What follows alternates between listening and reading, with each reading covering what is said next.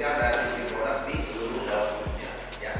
Jadi sebenarnya bukan saat ini saja, dari tahun 1960-an orang sudah mulai berpikir gitu ya, apa ya, driver gitu ya, apa yang membuat kita istilahnya tergerak gitu untuk bisa atau misalnya ada keinginan untuk mengurangi dampak gitu, karena kita tahu, kita sadar ya bahwa percaya atau tidak percaya, alam ini yang nyata makin panas gitu ya. Saya tahun 97 itu ke Bogor ya, kalau tidur itu harus pakai kaos kaki Pak, karena saking dinginnya. Kebetulan saya datang dari daerah yang panas kan gitu ya, tapi sekarang kebalikannya, harus pakai AC biar nyaman ya. Kalau lihat dari prosesnya ya, mulai dari istilahnya proses ekologika ya, lalu diolah dari material produksi dari alam ya, sampai proses industri, selalu terjadi inefisiensi ya, selalu terjadi inefisiensi. Makanya ini saya ambil dari paper gitu ya, bahwa yang biru ini menunjukkan sebenarnya potensi daya maksudnya yang dapat digunakan, tapi yang merah ini menunjukkan yang losis gitu ya. Ini sebenarnya yang upayanya untuk mengurangi dampak tadi. Nanti kalau di LC kita misalnya life cycle impact assessment. Anggaplah misalnya sebuah mobil tadi ya, anggaplah misalnya kita menggunakan bahan bakar ya 100%, ternyata yang kita gunakan real untuk mendorong atau membawa kita ke sebuah lokasi itu hanya 16-25%, berdasarkan riset dari paper ini. Jadi yang lainnya itulah yang ke alam gitu loh ya. Memang pertanyaannya yang sering kita selalu berusaha, bisa nggak misalnya waste ini kita manfaatkan lagi untuk proses lain gitu loh ya. Kadang-kadang kita kalau di dunia termodinamika, bagaimana misalnya hipnosis ini bisa kita manfaatkan untuk menjalankan sebuah sistem gitu ya. Atau misalnya kalau misalnya kita di PLTD atau di PLT, kadang-kadang losisnya itu kita manfaatkan untuk menjalankan misalnya sistem absorpsi gitu ya, di sistem pendinginan gitu ya. Tapi kalau misalnya losisnya itu emisinya atau misalnya panasnya atau materialnya itu hanya menjadi emisi, artinya waste-nya itu kita langsung buang ke alam, maka dia akan menjadi emisi yang memberikan dampak terhadap lingkungan gitu ya. Jadi dengan LC ini sebenarnya nanti diharapkannya bisa kita mengkuantifikasi itu gitu ya. Tapi memang kalau kita dekat dengan termodinamik, menurut saya itu akan lebih eksak solusi pendekatannya. Tapi karena kita nggak sanggup atau mungkin belum sanggup gitu ya, kita coba nanti pendekatan dengan LC. Ini saya kira juga menambahkan gambaran ya, bahwa memang selalu di alam ini gitu loh ya, di ekosistem kita ini selalu memang ada perdebatan antara pemanfaatan alam ya, atau misalnya kerja atau misalnya intervensi manusia dan untuk kepentingan ekonomi gitu. Tapi bagaimana kita berpikir bahwa membalans ini gitu loh ya, antara kepentingan ekonomi ya, kebutuhan manusia ya, dengan keadaan alam itu harus kita seimbangkan. Dengan tujuan apa? Agar potensial dampak tadi itu bisa kita kurangi gitu ya. Sekarang kan pertanyaannya, ini faktanya nih, salah satu dari tambahan negara kita itu, kita ambil dari dia atau beberapa publikasi juga menyampaikan bahwa memang ketersediaan resources kita tadi ya, berupa misalnya batu bara ya, minyak atau misalnya gas, faktanya semakin menurun ya. Kita juga tahu bahwa misalnya semenjak, kalau nggak salah dari tahun 2006 ya, dari 2006 atau 2000 berapa gitu ya, kita udah net importir gitu, dari bahan bakar gitu ya. Bahkan sekarang itu katanya kita sekian juta liter gitu ya, kalau nggak salah ya, kita per hari untuk kebutuhan bahan bakar kita gitu ya. Padahal dulunya kita zaman Orde Baru itu kita tahu kita eksportir bahan bakar. Terus apa yang harus kita lakukan gitu ya? Sekedar misalnya memberikan apa namanya itu, anggap misalnya nasihat ya, mungkin juga misalnya petua-petua, rasa-rasanya bagi sekian banyak orang itu kurang menarik gitu ya. Misalnya kadang-kadang saya lihat tuh, siapa yang membuang sampah di sini akan masuk neraka, kan belum tentu juga. Mungkin ada orang yang nggak peduli masuk neraka lah katanya kan, ya buang juga sampah di situ kan gitu ya. Tapi pada kenyataannya atau pada akhirnya saya kira logika gitu loh ya,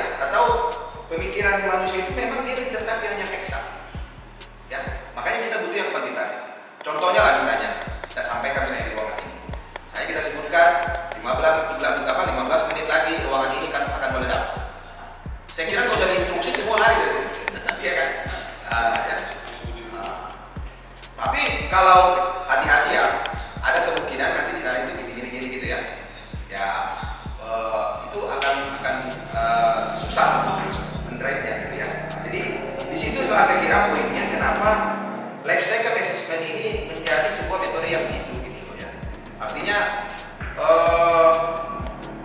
bahkan istilahnya banyak misalnya industri gitu kan, kan juga dengan menggunakan life cycle assessment ini perusahaannya itu lebih termotivasi gitu ya, atau lebih terpaksa boleh dikatakan untuk melakukan perubahan-perubahan karena muncul nilai kuantitatif di situ, muncul nilai energi, muncul nilai dampak misalnya sebuah ekivalen, muncul juga nilai rupiah pasti di situ gitu kan, sehingga orang terdorong. Apalagi nanti suatu ketika misalnya nilai dampak tadi itu ada reward gitu, dorong gitu ya, sehingga manusia itu tadi termotivasi untuk melakukan perbaikan-perbaikan atau melakukan LCA itu gitu ya, karena memang faktanya gitu ya harus dibuat dengan regulasi gitu ya, harus dibuat dengan peraturan agar dunia gitu ya, nanti juga saya di sini saya sampaikan di Indonesia bergerak gitu ke arah perhitungan dampak tadi, dan pada akhirnya nanti mungkin potensial dampak tadi juga harus diukur, harus di apa istilahnya itu dikuantitatifkan juga berapa yang bisa dia lakukan perbaikan itu ya. Oke, ini mungkin kalau kita melihat di Indonesia ya, kita lihat misalnya dari juga ada perbaikan di proses pemupukan ya. Nah, ini sebenarnya harus kita dorong ke industri kita. Ini memang saat itu yang lagi ramainya tentang kelapa sawit, walaupun banyak menyampaikan bahwa ini adalah terkait juga dengan isu ya perdagangan global gitu ya, persaingan tentang apa namanya itu biodiesel dunia gitu ya, karena kompetitor kita waktu itu soybean dan bunga matahari kan gitu ya. Dan 2014 ya, saya bersama teman-teman, salah satunya Pak Edi, kita mendirikan Indonesia Life Cycle Assessment Network. Saya sengaja tandain yang hijau ini apa ini ya, karena melihat menurut saya yang tiga inilah nanti yang mendorong kenapa mengimplementasikan LCA Indonesia itu saat ini sangat masif ya, sangat besar saya lihat ya.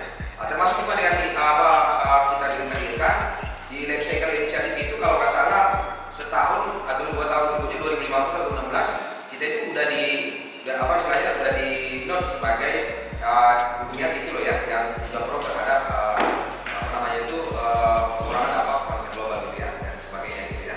Dan kita dengan ILKAN ini memang setiap tahun kita buat ILKAN Comprehensive Life Cycle Assessment.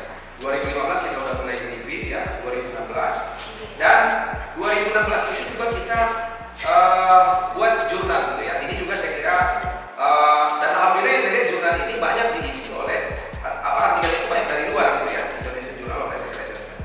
Dan 2018-2016 kita juga teruskan, dan 2018 ini juga saya kira momentum juga karena saat itu sudah dibentuk ya, atau sudah kita apa namanya itu perjuangkan ya, dan kita ikut juga istilahnya mendraft Perdirian PPKN untuk PPRS tahun 2018. Semenjak inilah masih kita lakukan capacity building gitu ya, walaupun sebenarnya faktanya dari 2014 sampai 2018 itu sudah melakukan namanya working group ya, training, walaupun dulu kita kadang-kadang pesertanya itu 3, katanya 4 gitu ya.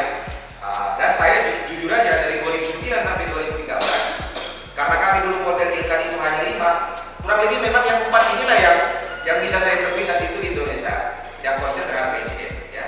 Dan 2019 kita sudah buat sebenarnya, karena kita udah pikirkan dari 2018 ini pasti ini akan menjadi anggaplah misalnya profesi yang harus diakui gitu ketika keahliannya gitu ya. Sehingga 2018 sampai 2019 kita buatlah SKKNI berdasarkan BNSP gitu ya, dan BNSP itu keluar di 2019 ya. Dan alhamdulillahnya lagi nih, termasuk nih sebenarnya Pak Nugroho ini adalah teman kita nih, kan saya ketemu Pak Nugroho itu kalau masalah 2012 atau 2013 ya, di acara e-connect-nya LDK ya Pak ya. Dan saya 2011, 2012 saya kan apa namanya itu sandwich-nya di Tokyo. Saya sebenarnya udah tahu Pak Nugroho 2011, 2012 karena saya ikut dulu Ekobalan City dari apa namanya itu dari Jepang itu ya. Saya kebetulan juga trainingnya di Milkajemai di apa namanya di Tokyo gitu ya. Dan alhamdulillahnya 2021 ya, karena memang dari 2014, 2015 sampai 2000 sampai sekarang sebenarnya kita terus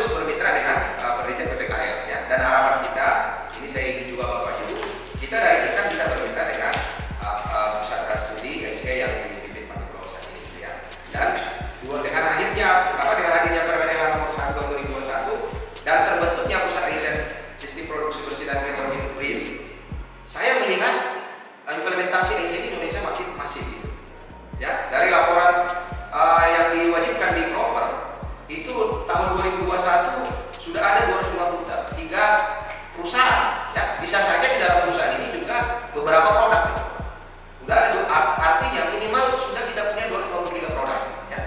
Dan di 2022 sudah 257 produk ya, yang dilakukan LCA. Ya, jadi ini saya juga mencoba melihat gitu ya. Ini ada paper yang kita publikasikan dengan Pak Edi tahun 2018. Sampai sekarang dari 2018 sampai 2022 kita coba telusuri lagi. Memang peningkatan publikasi di Indonesia juga makin meningkat gitu ya. Mudah-mudahan dengan apa istilahnya itu ya, makin banyaknya tadi Pak Nugro sudah menyampaikan bahwa tim riset di pusat studi ini sangat banyak ya. Harusnya memang di 2023 ini kita lebih banyak lagi publikasi terkait dengan LCA. Tapi memang yang harus kita akui, dari sekian ribu publikasi di dunia itu, peran Indonesia baru 1%. Ya, artinya peran kita itu masih sangat kecil. Dan saya melihat ya, nah memang ini dalam upaya kita bersama juga, potensi kita untuk publikasi di LCA ini memang besar-besar.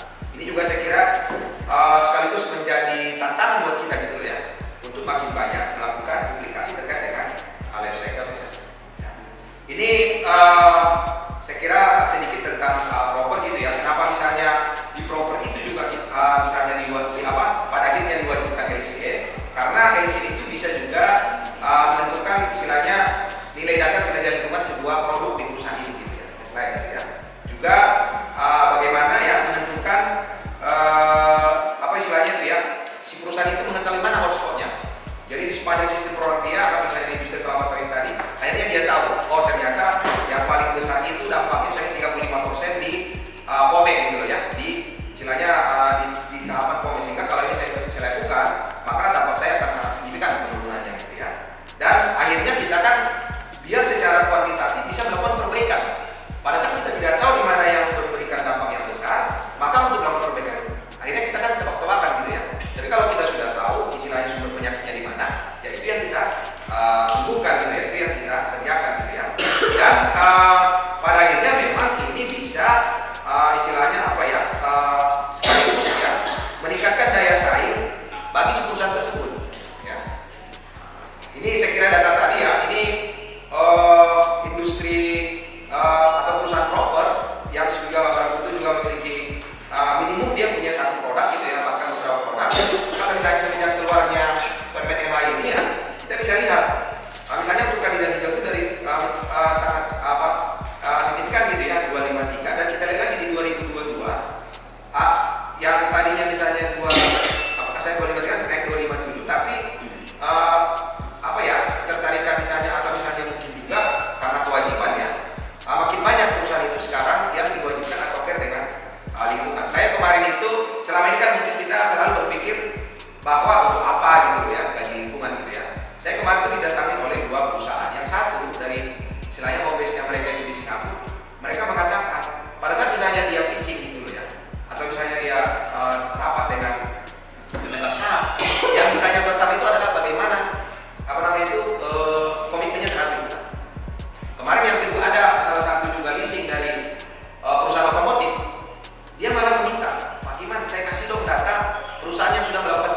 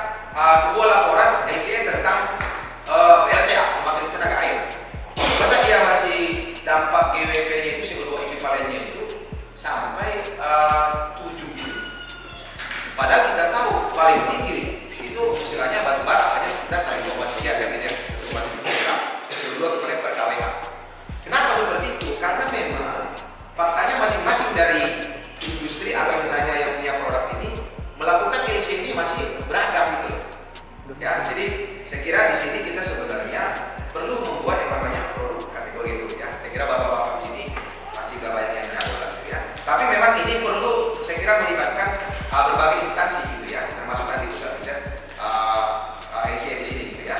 Dan pada akhirnya kalau misalnya sudah sama, artinya kan akan saling koreksi nih. Anggap misalnya saya misalnya PLTU A, yang satu PLTU B, ada misalnya ABCD gitu ya. Kalau yang satu misalnya dapat 1,9 ini, anggap misalnya 0,9 ini, anggap misalnya dia 7. Kalau jauh sekali kan dia akan benchmark gitu loh ya. Masa saya segitu gitu ya. Sehingga menurut saya juga harus ada kontrol yang kuat di pembuatan nasional database ya. Dan ya ini memang saya lihat yang salah satu benefit gitu ya, pada saat kita melakukan LCA kita bisa melanjutkan ke incremental product regression atau eco level 3. Walaupun kalau saya pribadi di kepala pusat ya, kalau saya pribadi sebenarnya lebih mendorong kita adalah ke carbon footprint aja dulu gitu loh. Karena gini loh, perusahaan itu kan dia juga ingin dapat benefit, ya kan? Sudah capek-capek menghitung LCA ya. Saat ini yang saya lihat yang sedang saya di carbon trading ya, itu dulu yang kita kejar. Makanya saya kemarin kan kita juga ada sebuah acara gitu ya dengan sawit. Ya sawit itu sebenarnya mereka udah berusaha, udah banyak loh perusahaan sawit itu yang sudah melakukan apa namanya itu methane capture ya. Terus misalnya industri itu sekarang udah banyak loh, industri itu yang melakukan energi terbarukan. Tapi apa benefit real atau nyata yang mereka dapat? Kan belum ada, mungkin hanya sekedar seperti yang tadi, masuk proper hijau, masuk proper emas kan gitu ya. Tapi harusnya lebih dari itu. Saya lihat perusahaan itu juga mengharapkan ada income yang mereka dapat gitu loh. Atau negara ini, kita sebagai negara tropis, kita negara yang tinggi akan keberadaan energi terbarukan ya, harusnya kita juga dapat uang gitu loh, dapat devisa dari pengurangan dampak kita tadi. Makanya kalau saya sebenarnya oke, PCI ini saya kira penting ya, tapi kita mungkin kita ke apa namanya itu ke carbon print gitu ya, kita fokus ke CO2 ekivalen ya. Baru nanti setelah itu sebenarnya ada satu lagi misalnya ICC gitu ya, International Sustainable Carbon Certificate, baru kita ke sana ya, baru kita masuk ke carbon trading. Itu saya kira real kita dapat uang di sana gitu ya. Walaupun sebenarnya eco label TP3 ini juga sedang didiskusikan di apa namanya itu di tingkat kementerian. Saya setahu saya dengan KHK gitu ya, sedang digodok juga agar program operatornya ada di kita secara nasional gitu ya. Nah, ini memang faktanya juga ya. Ini sebenarnya saya sampaikan dari 2014 ini ya. Sampai sekarang ini maksud saya ini yang Malaysia ya, di apa namanya itu di tanda merahnya ini. Malaysia itu dan Thailand itu mereka sudah melakukan yang namanya National Project untuk Database. Saya berharap ya artinya dengan pimpin Pak Nugroho dan Bapak Ibu semua di pusat riset Malaysia ini, nanti ke depan kita juga akan buat database ini.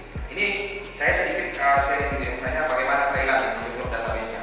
Yang pertama memang mereka melakukan juga capacity building. Saya kira kita udah itu. Kita sudah melakukan itu gitu ya. Terus coba kita lihat misalnya juga mereka sudah mulai membuat draft atau master plan database-nya. Nah ini mungkin yang perlu saya kira kita lakukan. Toh kita saya lihat ya secara sukarela atau terpaksa sudah banyak juga industri yang melakukan LCA. Itu kita lebih bagus lagi. Saya melihat Indonesia akan bisa cepat karena ada proper, ya kan? Thailand kayaknya nggak ada proper, ya kan? Atau Malaysia gitu ya. Kita ada proper. Nah, nanti kita tinggal minta aja deh Pak Dirjen atau Pak Bu Menteri yang biru juga masukkan wajib LCA Pak. Itu lebih banyak lagi kan? Oh iya kan? Ya. Cuma memang saya pribadi kita keahliannya di situ harus kita perbanyak gitu loh. Ya. Jadi makanya saya bilang program operator kalau yang TP3 itu harus ada di Indonesia, IPD atau di Indonesia. Biar biayanya nggak terlalu mahal. Kita juga bantu perusahaan kita gitu ya. Nah ini mungkin ini agak saya percepat aja gitu ya. Ini kenapa? Karena memang kita ada di industri. Saya kira kita industri yang mungkin boleh dikatakan paling banyak kita yang ada di sektor pertanian ya, transportasi dan lain-lain gitu ya. Ya masalahnya memang pada saat kita mengerjakan LCA, ini juga yang saya kira yang sama-sama kita rasakan. Kita kadang-kadang masih ragu, padahal kita tahu apa LCA itu yang paling utama itu adalah data gitu ya. Makanya ada istilah itu kalau datanya kita ragu, hasilnya kita dapat juga, ya kan? Sehingga untuk kesana memang untuk membuat database itu, saya sering kadang-kadang usulkan ke Pak Nugroho ya. Bagaimana memang saya kira ini juga yang dapat oleh Thailand pasti butuh budget gitu loh.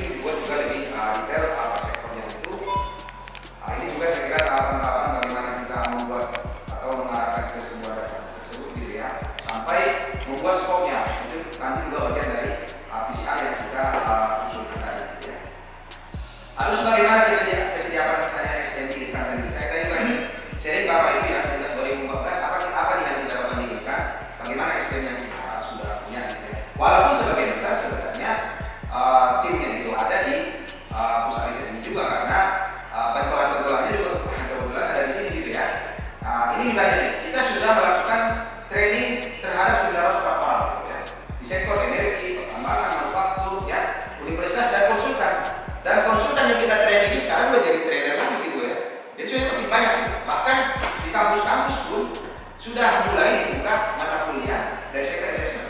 Saya kira sudah banyak, di kampus saya sendiri sudah 2 mata kuliah yang kita buka dalam second assessment. Artinya secara human resource hari ini sudah cukup untuk mengeksekusi gitu ya. Dan kita coba petakan juga, misalnya di Pertamina atau industri energi sekian orangnya ya, di pertambangan sekian orangnya, terutama mungkin ya yang sangat bisa saya kira didorong itu kan, atau misalnya setengah diwajibkan itu kan industri besar atau misalnya BUMN ya. Itu kan saya kira bisa kalau misalnya nanti secara negara gitu ya mengajukan di sana gitu ya. Di manufaktur juga ini datanya ya, begitu juga ya di konsultan ya, dan di universitas. Universitas juga 181 orang, belum istilahnya yang lain ya, belum lagi nanti training mengetahui di klinik sendiri gitu ya. Nah, ini juga uji kompetensi ya, ini sudah kita lakukan juga uji kompetensi terhadap 151 orang, walaupun ini memang jujur saja ini kan mayoritas mereka ini dari perusahaan gitu ya. Nah, ya dari perusahaan, karena kadang-kadang kalau dari universitas atau dari peneliti itu kan sebenarnya nggak usah diuji kompetensi lagi, atau diuji kompetensi gitu ya. Nah, cuma ini mungkin karena kebetulan di cover saya gitu ya. Artinya saya kira infrastruktur kesananya sudah berjalan, tinggal memang bagaimana kita seperti yang tadi ya, kita butuh PCR untuk yang lebih seragam, dan kedua kita butuh istilahnya database ya. Saya kira itu Bapak Ibu yang saya sampaikan. Terima kasih, saya kembalikan ke rekan moderator. Itu pertanyaan yang bagus dan sebagian dari masalah kita semua saya kira ya. Jadi saya melihat ini lah ya. Jadi pada prinsipnya tadi kan kita sudah usulkan bagian dari solusinya, yaitu misalnya PCR itu ya, ada 3 tools gitu ya, untuk itu saling mengontrol lah gitu ya, artinya saling mengontrol benchmark satu dengan yang lain ya. Terus yang kedua itu tadi sebenarnya kenapa saya misalnya menyampaikan termodinamika dinamika itu, karena kan termodinamika itu kan itu pendekatannya kan exact solution sebenarnya gitu ya. Walaupun saya dulu tuh waktu S3 itu sebenarnya disuruh untuk mengenai sebenarnya kan cukup berat gitu ya. Kalau kita baca misalnya paper-papernya dari Rusia itu berat sekali itu memformulasikan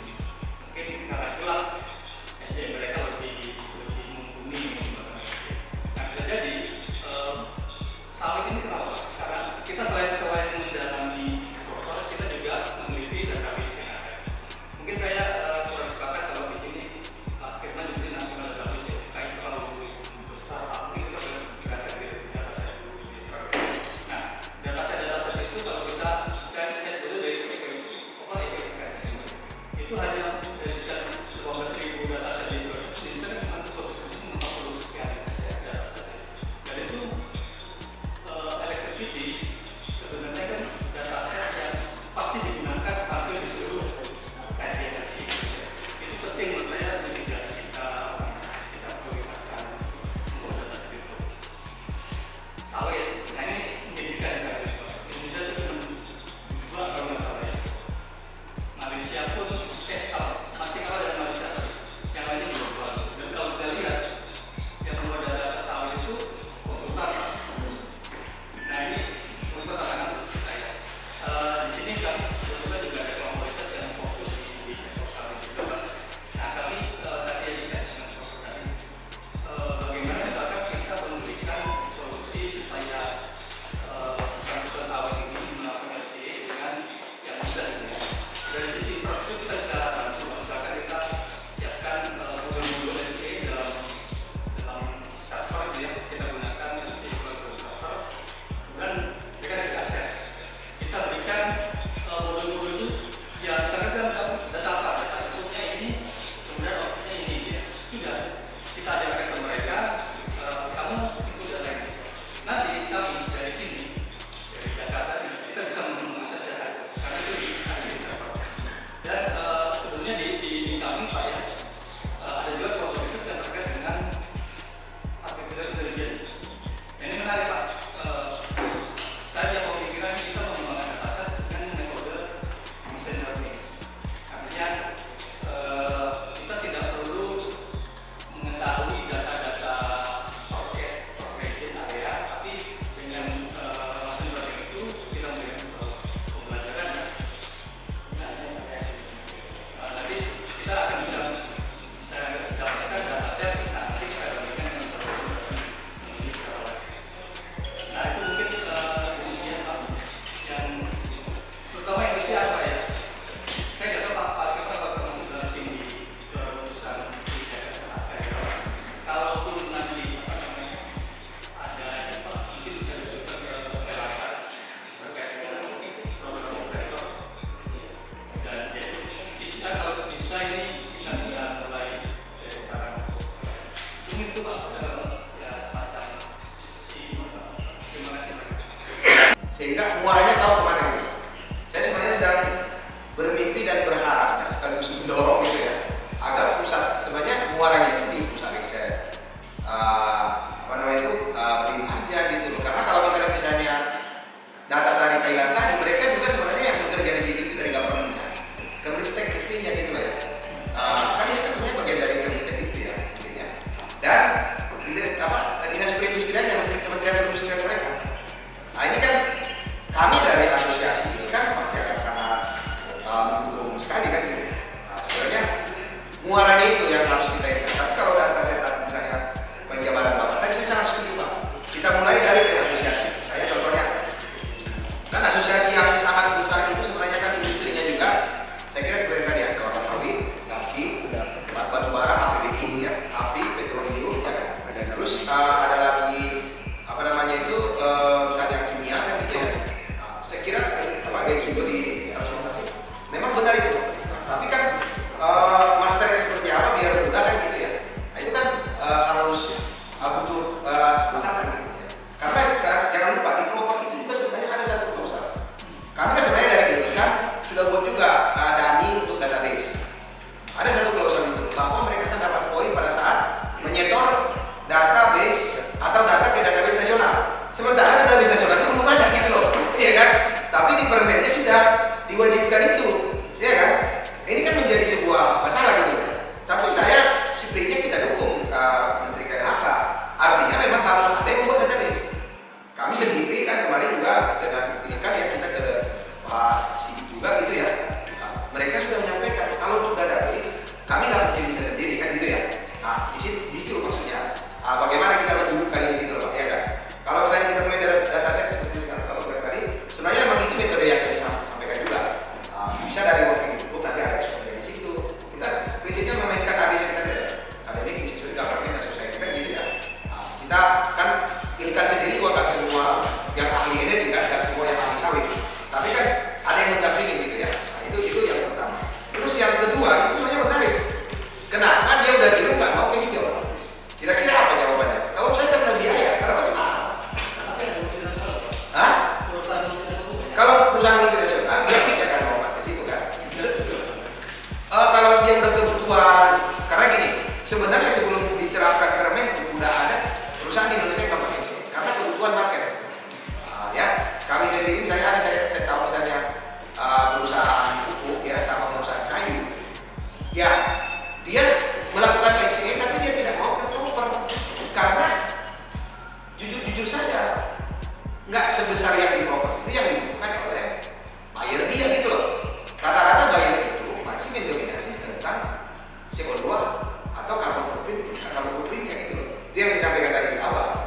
Kita kan di proper itu udah 11 impact loh, tambah satu energi 12 impact yang harus disusun.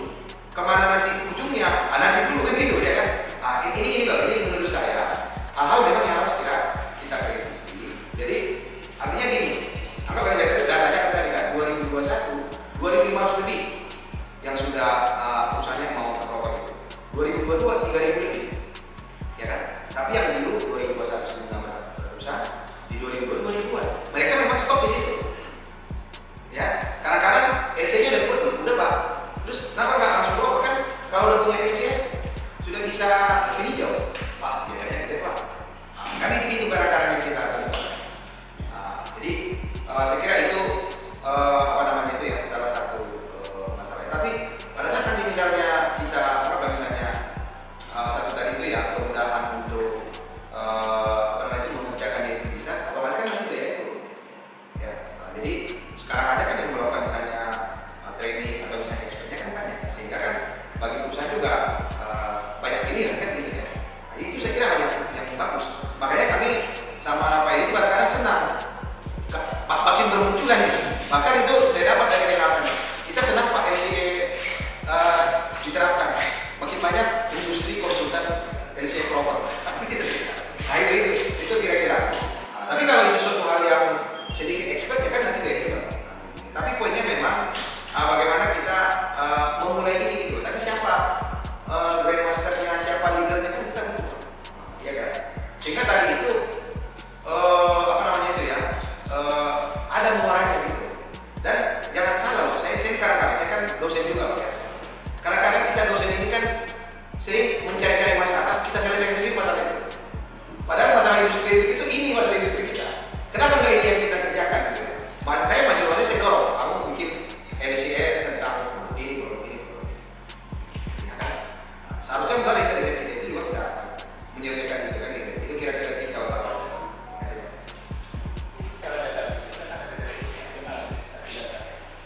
wali data nanti untuk LC ini gimana? Apakah PLH atau di pusat sendiri atau kita punya ikut wali data? Ya, dulu juga waktu implementasi LCA di Proper itu awal-awalnya juga ragu-ragu. Saya masih ingat, memang sudah berapa orang yang bisa LCA? Nah, gitu kan. Makanya kita dulu dengan Pak ini kan kita buat training kalau itu teruskan. Tapi pada saat 2018 keluar permennya, terus bagaimana nanti misalnya untuk orang itu benar-benar bisa LCA? 2019 keluar SKKN ini kan gitu ya. Dan 2021 sebenarnya kalau nggak COVID harusnya 2020 setahu saya itu harusnya udah karena COVID 2021 atau ada hal lain kemudian ya. Tapi semenjak itu jalan mau nggak mau orang jadi buat gitu ya. Kadang-kadang trigger itu kan perlu kan gitu ya. Tapi kita lihat tadi misalnya di slide saya di dunia pun ternyata seperti itu. Bukan karena kesadaran itu agak berat memang membangun kesadaran itu. Iya kan? Tapi kalau ada triggernya dari regulasi, tapi memang poinnya juga ini kan ini juga ada hubungannya dengan jangan juga nanti saya sering juga sampaikan jangan juga gara-gara LC atau proper bapak jadi bangkrut kan gitu ya. Nah itu juga bukan hal yang bagus. Disitulah sebenarnya perlu bagaimana membuat LC ini biar efisien. Artinya kan sebenarnya yang kita dorong personal atau SDM di perusahaan itu bisa melakukan gitu loh. Makanya kita melakukan capacity building, kita melakukan training. Pada saat dia bisa melakukan sendiri, yang dia butuhkan mungkin nanti kan hanya critical thinking atau misalnya pendamping mengkoreksi kerjaan dia betul atau tidak. Dan kita harapkan sebenarnya makanya tadi saya sengaja kasih peta seluruh Indonesia. Kalau kita lihat di hampir seluruh Indonesia sudah ada ahli-ahli ini sebenarnya. Karena kita kan juga dosen membimbing gitu loh, mahasiswa S2 S3, ya kan. Artinya si perusahaan itu bisa dia kontak varian dengan ahli-ahli di area dia kan gitu. Atau dengan sekarang dengan perubahan masa COVID ada Zoom ini kan juga bisa. Saya kira ini memang yang terus perlu kita sosialisasi.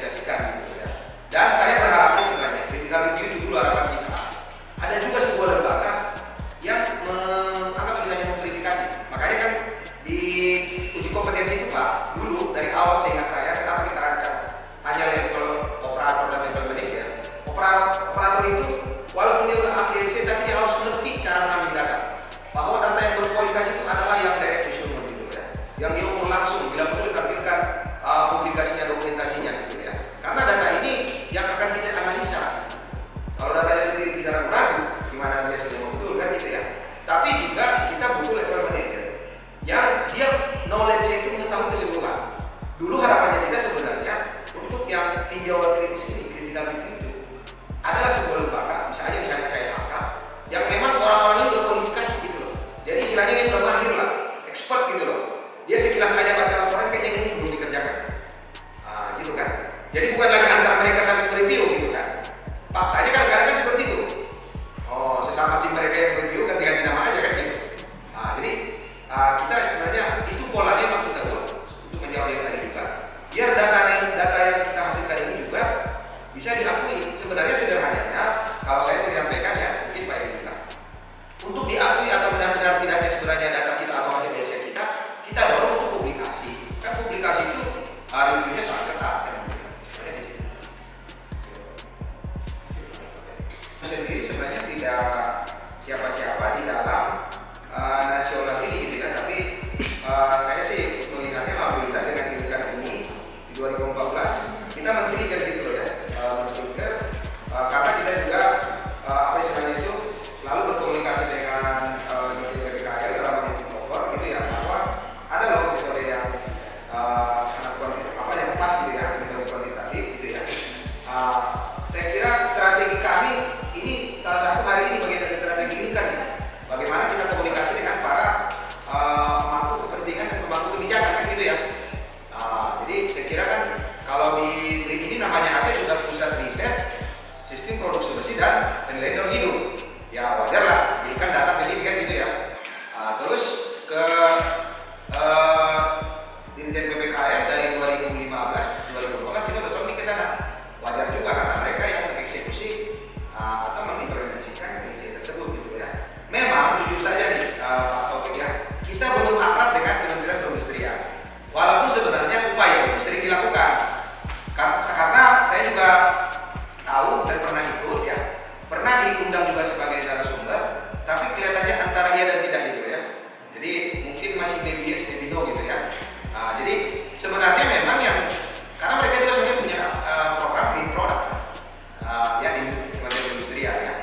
Harusnya memang menurut saya Kementerian Perindustrian juga harus kita libatkan. Ya.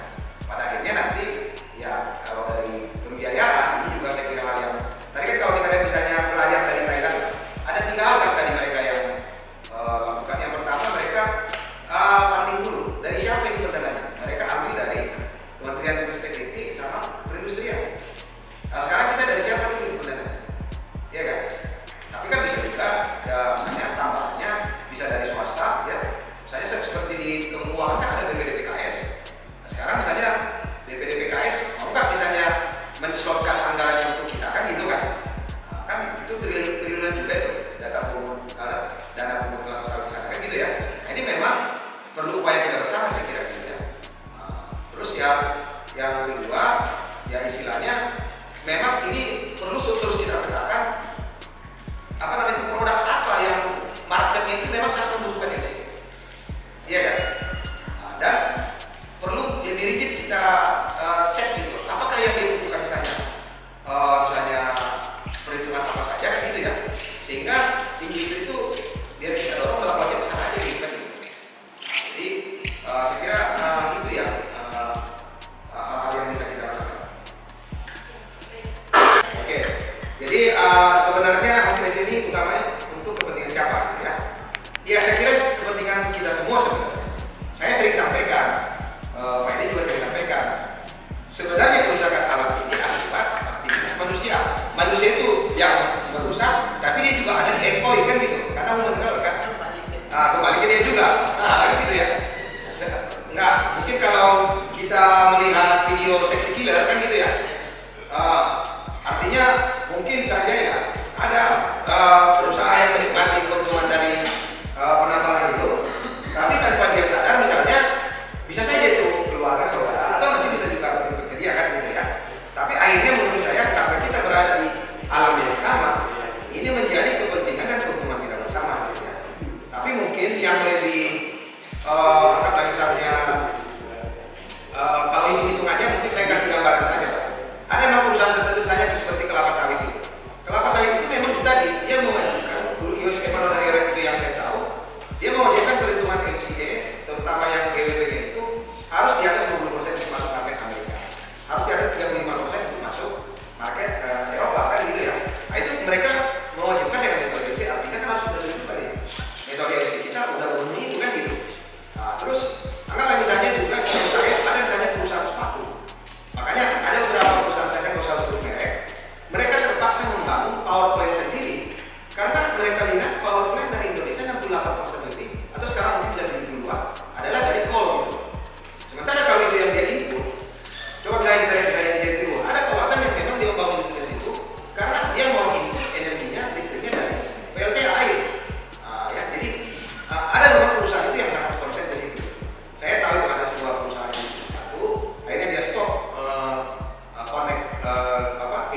ke industri dia power pembangkit sendiri yang energi terbarukan karena kebutuhan bayarnya seperti itu.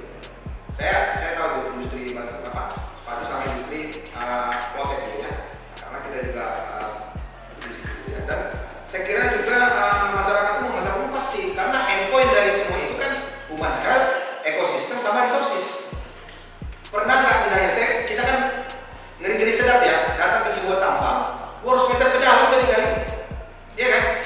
Airnya kan udah resourcesnya kan, yang kan lah misalnya batu-bara, airnya enggak, mungkin ya terganggu di situ kan gitu kan. Tapi masyarakat sekitar ya terganggu juga, ya. Tapi kan itu tadi dengan kuantitatif kita berhitungnya, bagaimana besarnya dampak itu kan harus muncul, sehingga kita juga tahu bagaimana upaya untuk menyelesaikannya, memberikan solusi. Jadi kita tidak lagi berdebat adu keras suara istilahnya, tapi kita adu data, ya kan, adu angka gitu ya. Nah, ini sebenarnya yang kita dorong, sehingga pendekatannya harus scientific base, istilahnya metode ilmiah kan gitu ya. Ya pemerintah saya kira pasti sangat membutuhkan.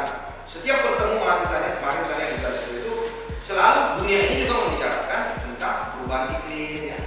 Bahkan sekarang saya juga di APIP itu, Asosiasi Perubahan Iklim itu, ada target bersama itu untuk menurunkan suhu itu sampai 1,5 derajat kan. Saya kira pemerintah juga butuh di situ. Gitu kan. Cuma memang itu tadi kalau tidak ada angkanya, mau menurunkan misalnya kalau masalah kan berapa? 20% ya di 2030 kalau masalah.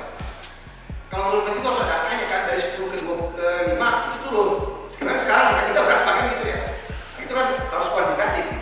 Ya, saya kira itu ya yang perlu kita lakukan.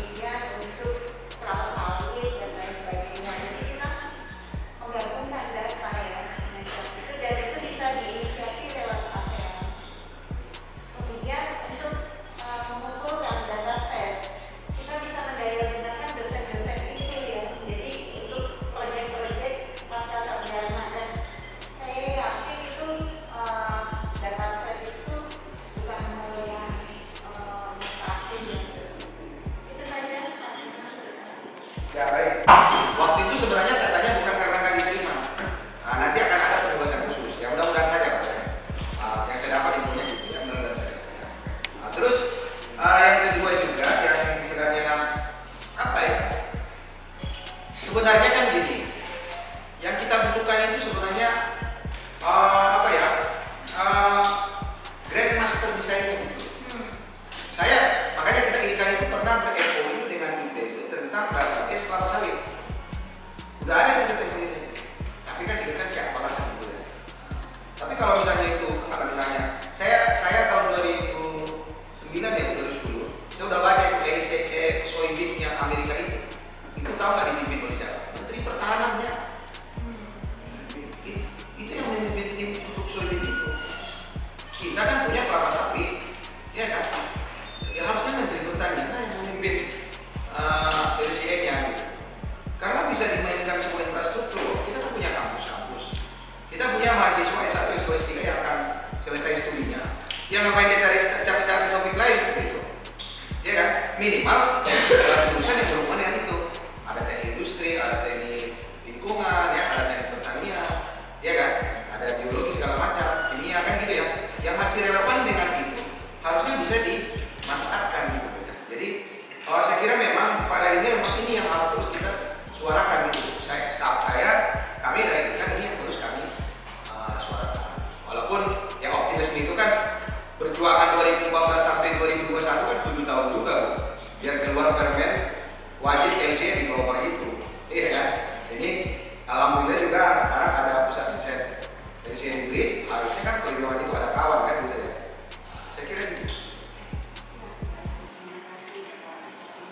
main batu bara gitu ya. Jadi, tapi untuk asosiasinya, misalnya di APBI dulu langsung ketua APBI-nya Pak Pandu itu kita sudah presentasi di sana. Di PN sudah presentasi di sana. Jadi mudah-mudahan karena kali ini saya kira juga hal yang sangat penting buat kita aja karena mereka yang sebenarnya tahu data produk apa, industri apa yang dibutuhkan. Karena pada saat itu bisa saja mereka jangan salah juga loh, ada juga industri yang misalnya yang pernah saya diskusi itu, oh saya nggak tahu kalau di LCE, di Indonesia udah bisa mengerjakan LCE. Selama ini saat kali masih menggunakan konsultan yang di Singapura kan ya. Oh ya artinya kan mungkin juga sosialisasi kita juga belum terlalu masih kan gitu ya. Ini saya kira masukan yang bagus. Terima kasih Pak. Ini kita coba sekali ya. Bila perlu kita usulan. Ya, terima kasih Pak. Ya Pak Bambang ya. Bambang ya. Di LCA itu sangat ketat tentang kualitas data. Ya. Memang kita harap Bapak menampilkan data yang berkualitas, bahkan di Permenkes itu disebutkan untuk data primer di atas 50%, maka nilainya itu maksimal 6 gitu ya. Tapi juga jangan gara-gara nggak bisa buat itu, nggak bisa mengerjakan LCA. Ada opsi lain gitu ya. Nah, bisa dengan pendekatan model, mungkin itu lebih rendah poinnya, atau juga misalnya menggunakan data sekunder gitu. Tapi memang yang kita dorong justru melakukannya dengan pengukuran langsung gitu ya, dari konsumen gitu ya. Karena memang itu skornya juga lebih tinggi. Justru itu yang mau kita dorong gitu. Dan memang pada akhirnya juga itu tadi pada saat misalnya PCR itu nanti kita putuskan, maka data yang masuk itu juga sebenarnya harus saling cross check gitu ya. Karena kan kita kan utamanya itu kan ada misalnya di website inventory data, yang ada baru nanti karakterisasi dari index. Saya kira kedua-duanya kan sangat menentukan, tapi poinnya kita memang utamanya di data ini. Itu saya kira jawabannya Pak. Ini memang pilihan-pilihan yang Bapak sendiri harus memutuskan.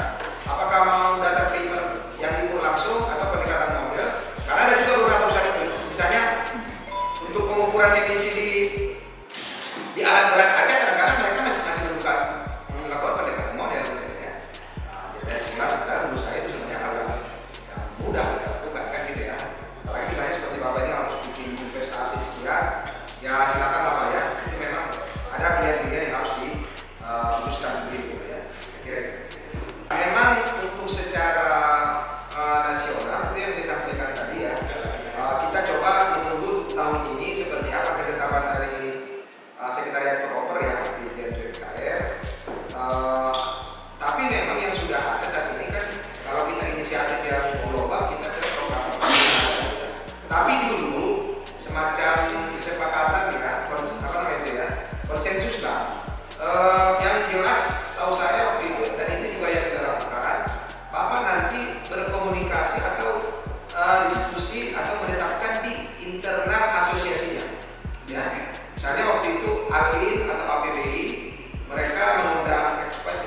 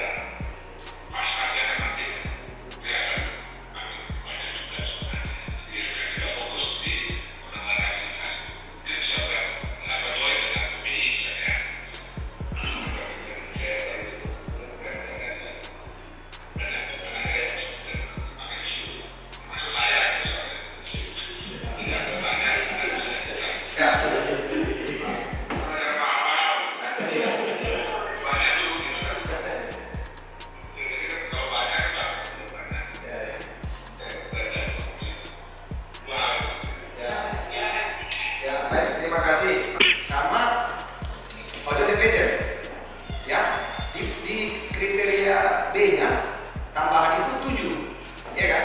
Saya waktu itu sebenarnya karena seingat saya juga termasuk yang ikuti ajak itu ya, draftingnya itu. Saya sebenarnya BNI itu mengusulkan adalah dampak yang signifikan di produk atau di industri tersebut gitu loh. Nggak usah kita paksakan harus 7 itu, tapi karena dipaksakan 7 itu, makanya jadi berat kan gitu ya. Nah, jadi ini mungkin juga saya nggak tahu nih, mudah-mudahan kemarin kita udah ada draftnya akan digunakan oleh KLHK ya untuk memperbaiki ya apa namanya itu revisi tentang permen atau peraturan itu gitu ya. Nah, jadi bahkan kita sebenarnya terbuka gitu loh kalau organisasi kan bisa terbuka masukan-masukan tadi gitu ya, karena itu tadi kita kan berharapnya seperti kata Pak Taufik tadi jangan memberatkan juga gitu ya. Udah berat benefitnya atau manfaatnya kurang lagi gitu ya. Ya, jadi saya kadang-kadang juga baca laporan itu ya apa namanya itu respon apa gitu ya. Akhirnya semua terpaksa dibuat gitu kan. Karena itu udah ketentuan di permen kan gitu ya, mandatori kan gitu ya. Padahal misalnya industri power plant, justru misalnya menurut saya yang sangat signifikan itu adalah noise emisinya. Tapi karena itu nggak ada di permen, jadi nggak dihitung gitu ya. Ya, jadi ini mungkin hal yang perlu kita cermati. Saya kira kan peraturan itu dibuat oleh kita juga gitu ya. Tidak juga menjadi sangat apa namanya itu ya wajib sama sekali lah. Ya beda lah saya yang berarti apa dengan peraturan kayak bisa kita lakukan. Jadi itu sih kira-kira Pak Taufik. Mungkin memang kalau seperti yang tadi mau bergabung di PPI ya, kita sih welcome aja. Pada akhirnya Lingkan ini adalah organisasi terbuka. Dulu kita bertanggung pusat itu di P2 Kimia. Waktu Pak Edi dulu masih di sana gitu ya. Makanya kita juga datang ke pusat riset ini, ya kan? Agar kita juga ada kartu letaknya gitu ya. Tapi nanti seperti apa? Karena ini saya kira apa ya, diskusi yang harus kita lakukan. Ya, susah kalau kita nggak punya teman, nggak punya partner gitu ya.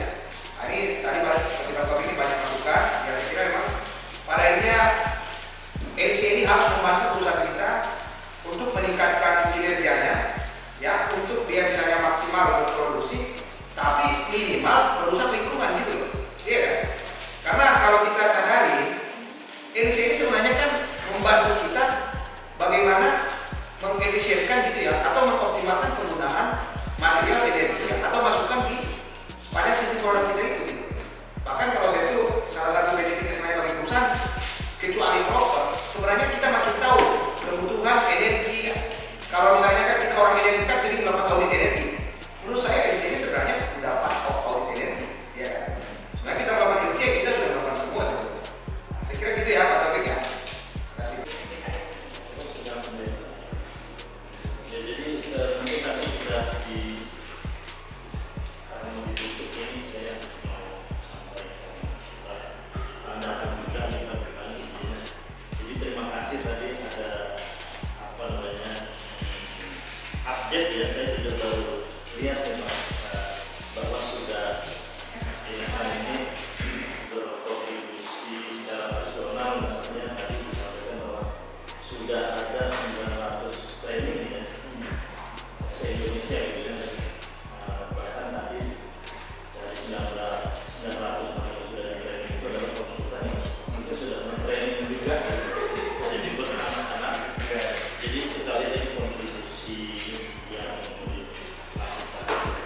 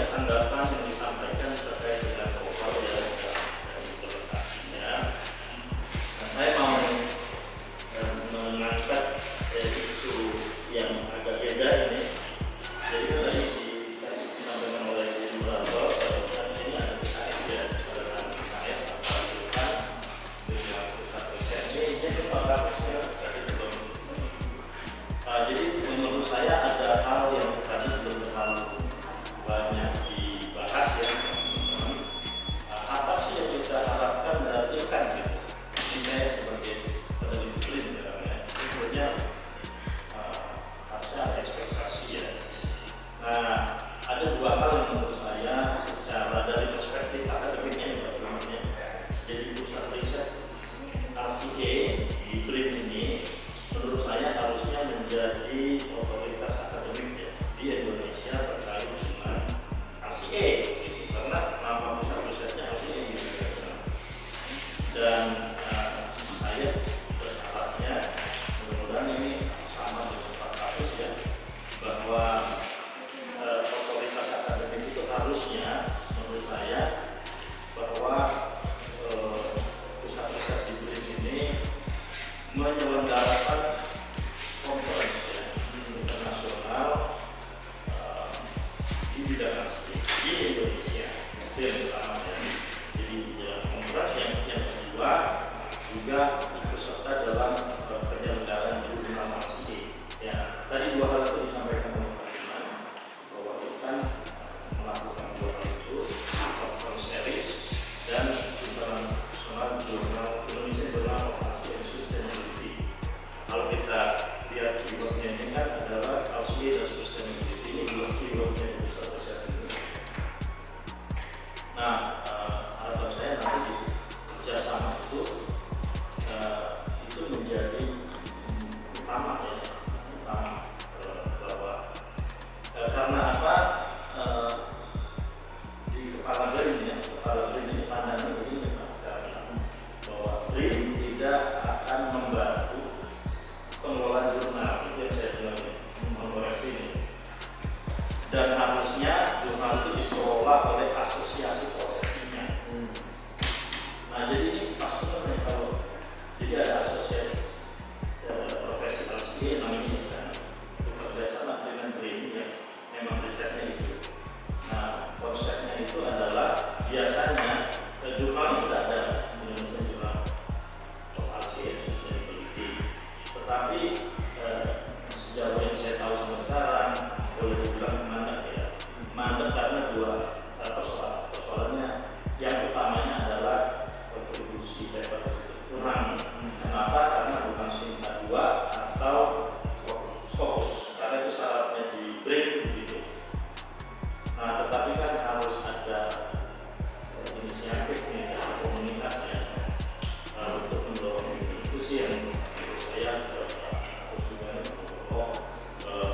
saya pikir ada baiknya pusat riset ini dengan kerjasama dengan bukan untuk mendorong conference series internasional di Indonesia, di mana biasanya dari situ kemudian kita dapat kontribusi paper yang bagus dari internasional juga teman-teman dari pusat riset ini. Jadi memang di awal memang ini harus ada intervensi dulu berkorban ini, karena dia juga fokus tapi kalau tahun ini dilalui ini akan menjadi di jurnal Indonesia RCA, karena nanti harapannya kan ada 250 perusahaan yang bersama berikut terkait dan mereka perlu channeling juga gitu, ini mau diusahakan gimana gitu. Nah, ini saya kira seperti itu kalau jurnal ini dikelola dengan baik ya, dengan partnership antara dengan pusat riset. Saya juga informasikan chief editornya itu adalah Pak Musa ya, yang sekarang sudah di Korea dan segera kembali ke sini, peneliti dari pusat riset. Saya kira itu Pak. Jadi sama harapannya saya kira ya bagus, tapi dari kan juga berharap mungkin tahun lalu sebenarnya kita udah setting kan mau tapi satu dari harap mudah-mudahan nanti tahun ini bisa kita lakukan walaupun upaya besar gitu ya. Karena memang anggaran saya kira sebenarnya kalau kita buat tim yang solid bisa lah kita cari gitu ya, dari sponsorship kan gitu ya. Terkait dengan semuanya jurnal juga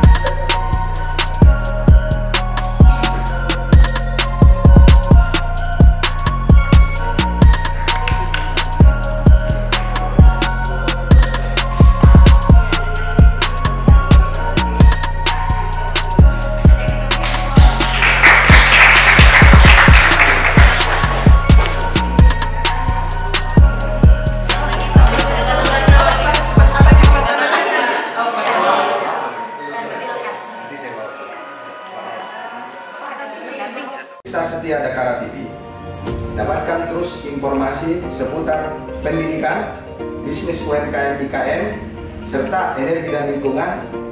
Dapatkan terus notifikasi dari YouTube channel Dakara TV. Jangan lupa subscribe, like, comment, and share YouTube channel ini.